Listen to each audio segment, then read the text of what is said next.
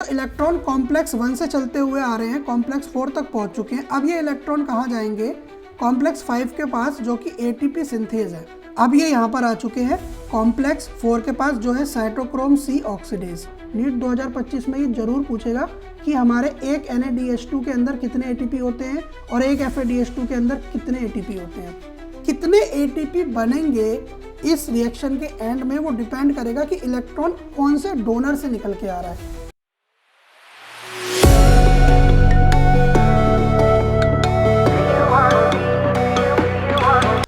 Hello प्यारे बच्चों, स्वागत है आपका इस सेशन में।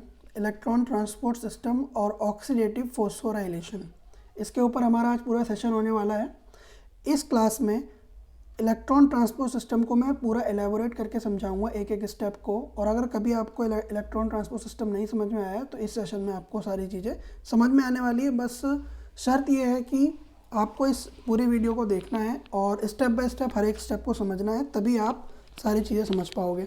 तो स्टार्ट करते हैं हम इस वीडियो को। देखिए क्या लिखा हुआ है। अगर आपने इससे पहले हमारी क्रेब्स साइकिल की वीडियो नहीं देखी है तो प्लीज़ उस वीडियो को देख लेना। क्रेब्स साइकिल वाली वीडियो से ही आपको समझ में आएगा कि ETS कैसे आगे काम कर रहा है। तो देखिए, the following step in the respiratory process are to release and utilise the energy stored in NaDH और FADH2। अब आगे के जो स्टेप है ना, जो पीछे हमारी क्रेब्स साइकिल के अंदर NaDH बना था और FADH2, ये दो चीज़ें बनी थी।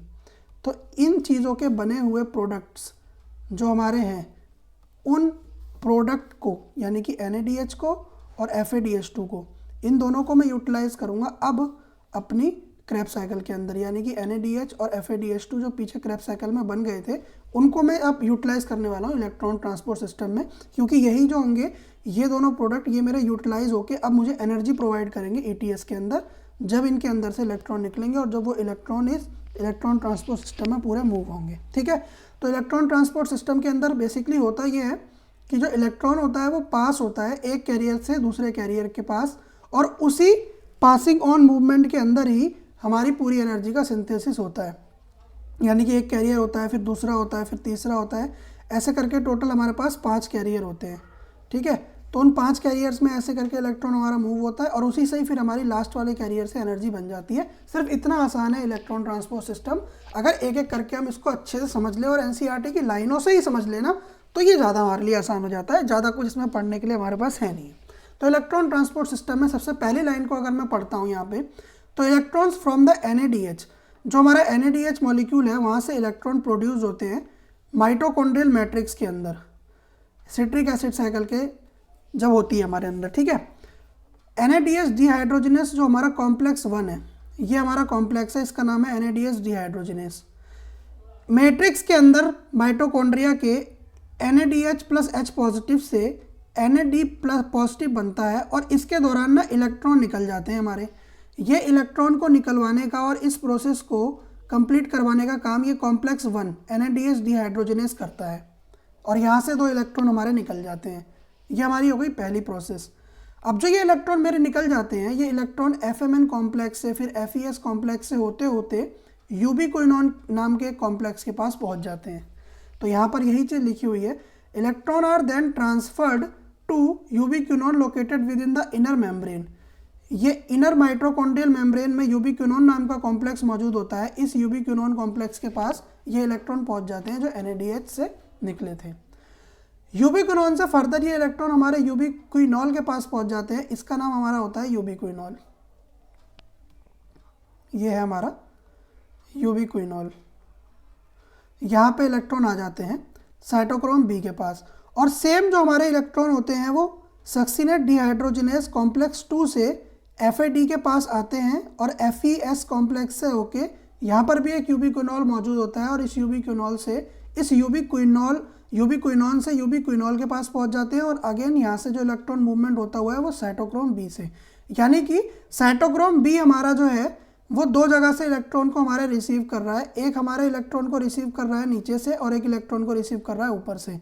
यानी कि एक बार इधर से रिसीव कर रहा है, यहाँ से होता हुआ हमारा इलेक्ट्रॉन इस तरीके से ट्रांसपोर्ट हो रहा है साइटोक्रोम B के पास, और एक बार हमारा यहाँ से रिसीव हो रहा है जो हमारा कॉम्प्लेक्स 2 सक्सीनेट डिहाइड्रोजिनेस है, जब वो सक्सीनेट को फ्यूमरेट में कन्वर्ट कर रहा है, कहाँ पे कर रहा था? सक्सीनेट को फ्यूमरेट में कन्वर्ट यहाँ पे कर रहा था, सक्सीनेट को फ्यूमरेट में कन्वर्ट, है ना। जब हमारी ये सक्सीनिक एसिड होता है ना, यहाँ पे जब आगे होती है तो ये हमारा FADH2 बनता है यहाँ पे। तो यहाँ पे सक्सीनेट को फ्यूमरेट में कन्वर्ट करते टाइम FADH2 जो बनता है ना, उस FADH2 को यहाँ पर लेके ये हमारे इलेक्ट्रॉन को आगे ट्रांसपोर्ट करता है यूबिक्विनोल से होते हुए। तो आगे वाली लाइन यही कह रही है कि ubiquinol also receive the reducing equivalent via the FADH2 complex 2।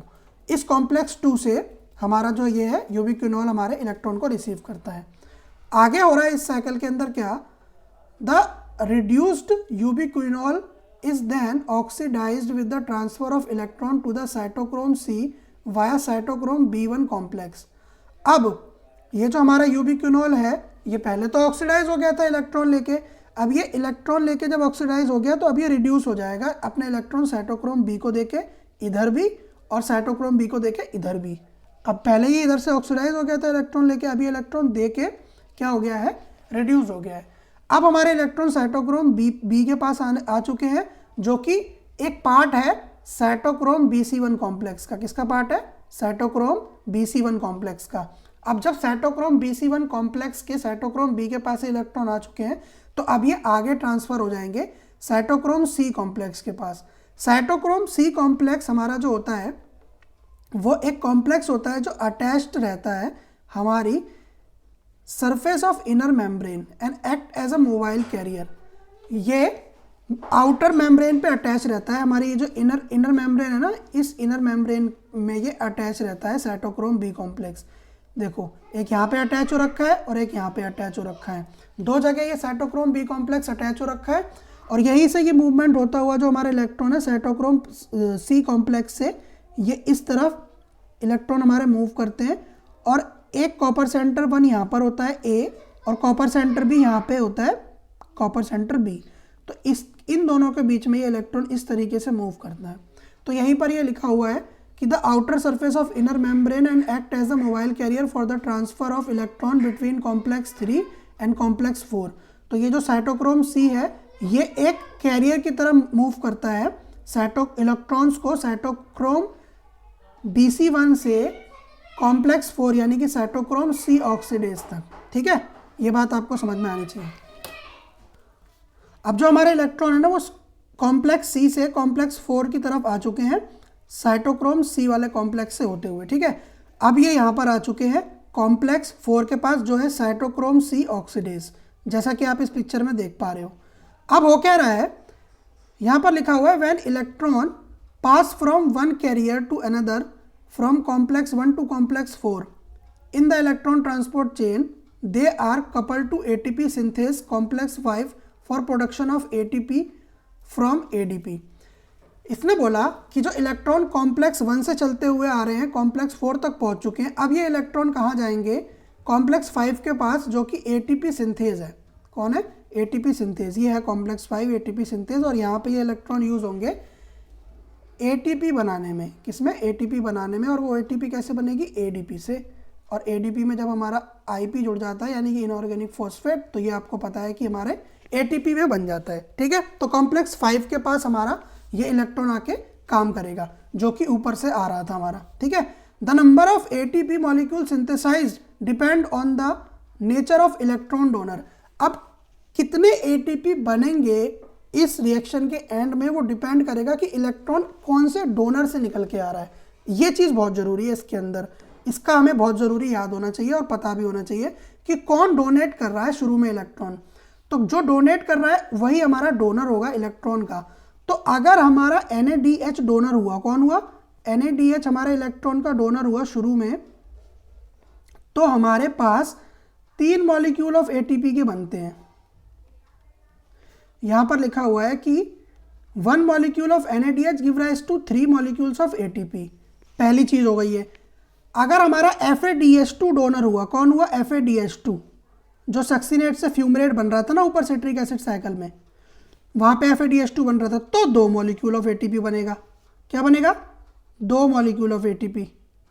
ठीक है, तो कौन बंदा इलेक्ट्रॉन डोनेट कर रहा है ETS में, वो डिपेंड करता है। अगर NADH कर रहा है इलेक्ट्रॉन डोनेट, जो ये पूरा इलेक्ट्रॉन चक्कर काट रहे हैं 1 से लेके 4 तक कॉम्प्लेक्स में, तो हमारे 3 मॉलिक्यूल ऑफ एटीपी बन जाएंगे 5वें कॉम्प्लेक्स में आके। अगर FADH2 हमारे इलेक्ट्रॉन को डोनेट कर रहा है ना, तो हमारे 2 एटीपी बन जाएंगे हमारे लास्ट वाले कॉम्प्लेक्स 5 में आके। तो ये चीज़ डिपेंड करती है कि शुरू में इलेक्ट्रॉन को ETS में डोनेट करने वाला डोनर कौन है इन दोनों में से, क्या है वो NADH है या FADH2 है। तो इस चीज़ पे डिपेंड करता है कि इलेक्ट्रॉन कहाँ से होते हुए कितने ATP को सिंथेसाइज करेगा। तो ये बहुत ज़्यादा इंपॉर्टेंट है हमारे नेचर ऑफ इलेक्ट्रॉन डोनर को पता लगाना ही, ठीक है। नेचर ऑफ इलेक्ट्रॉन डोनर को हमको पता लगाना बहुत ज़रूरी है। तो ये चीज़ हो जाती है और ATP का सिंथेसिस हो जाता है। एक NADH से 3 ATP बहुत ज़रूरी है याद रखना, और एक FADH2 से 2 ATP है, ठीक है। Although the aerobic process of respiration take place only in the presence of oxygen, की प्रेजेंस में ही एरोबिक होती है, बचपन से पता है। The role of oxygen is limited at the terminal stage, ज़्यादा रोल नहीं होता है ETS के अंदर ऑक्सीजन का, ठीक है। अच्छा, और ये वाला क्वेश्चन ना नीट 2025 में जरूर पूछेगा, आप मेरे से लिख के ले लो, नीट 2025 में ये जरूर पूछेगा कि हमारे एक NADH2 के अंदर कितने ATP होते हैं और एक FADH2 के अंदर कितने ATP होते हैं। तो एक NADH के अंदर 3 ATP, एक FADH2 के अंदर 2 ATP, और ये आए कहाँ से हैं उसके लिए आपको प्रोसेस समझ में आई चुकी है जो मैंने इस लेक्चर में बताई है आपको, ठीक है। तो ये हमारा नीट 2025 में 100% एक क्वेश्चन बन सकता है यहाँ से कि ये पूछ लेगा कि एक NADH से कितने ATP बन रहे हैं, ठीक है। तो इस चीज़ का आपको बहुत अच्छे से पता होना चाहिए, और प्रीवियस ईयर में भी ये क्वेश्चन बहुत फेवरेट रहता है एग्जामिनर का पूछने के लिए, ठीक है। अब देखो, ज़्यादा ऑक्सीजन का यहाँ पर रोल नहीं होता है, जबकि प्रेजेंस ऑफ ऑक्सीजन बहुत ज़्यादा जरूरी है, क्योंकि वो हाइड्रोजन को रिमूव करता है। सारी ऑक्सीडेशन और रिडक्शन की प्रोसेस ऑक्सीजन से ही हो रही है, ठीक है। यहाँ पर लिखा हुआ है कि फोटोफॉस्फोराइलेशन में लाइट एनर्जी यूज़ करती है प्रोटॉन ग्रेडियंट को, और यहाँ पर जो प्रोटॉन ग्रेडियंट है वो ऑक्सीजन रिडक्शन के लिए यूज़ हो रहा है, ठीक है। तो वहाँ पर लाइट एनर्जी में यूज़ होता है प्रोटॉन ग्रेडियंट, और यहाँ पे ऑक्सीजन रिडक्शन के लिए प्रोटॉन ग्रेडियंट का यूज़ होता है। अब देखो यहाँ पर हमारा एक और इसके बाद प्रोसेस कॉम्प्लेक्स 5 का रह जाता है। यहाँ पर लिखा हुआ है mechanism of membrane link ATP synthesis explain is chemo osmotic hypothesis. देखो, कीमो ऑस्मोटिक हाइपोथेसिस आप लोग पढ़ के आए हो कौन से, पीछे वाले चैप्टर में। तो वहाँ पे कीमो ऑस्मोटिक हाइपोथेसिस में क्या था, एनर्जी का प्रोडक्शन होता है। क्या होता है? एनर्जी का प्रोडक्शन होता है, और एनर्जी का प्रोडक्शन जब होता है तो वहाँ पे ADP से ATP बनता है। क्या बनता है?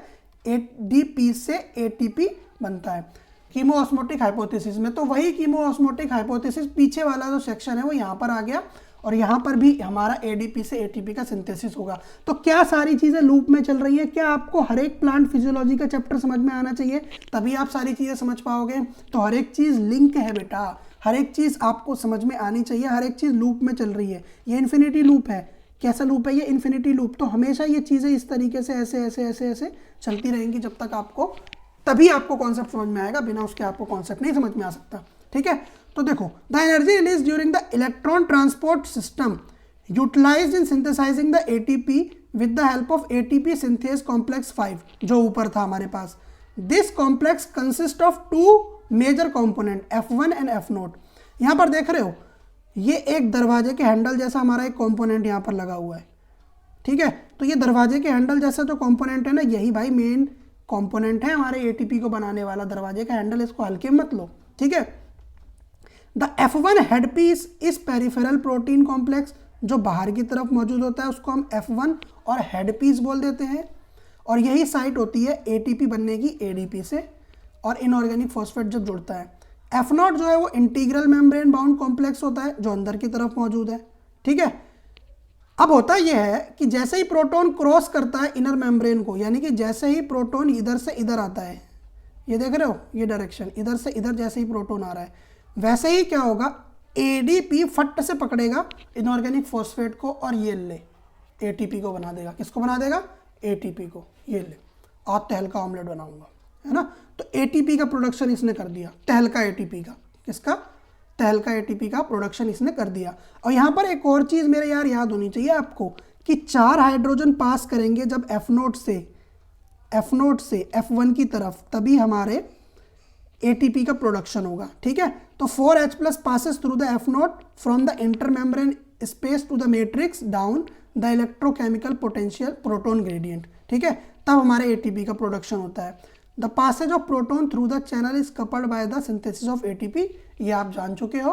तो 4 H+ चाहिए हमको ATP के प्रोडक्शन करने के लिए, मगर मतलब जब 4 H+ इधर से इधर कूदेंगे तो हमारा ATP इधर से इधर बन जाएगा, यानी कि यहाँ पे ADP प्लस इनऑर्गेनिक फॉस्फेट और ये ले ATP की सिंथेसिस, मजे ही मजे।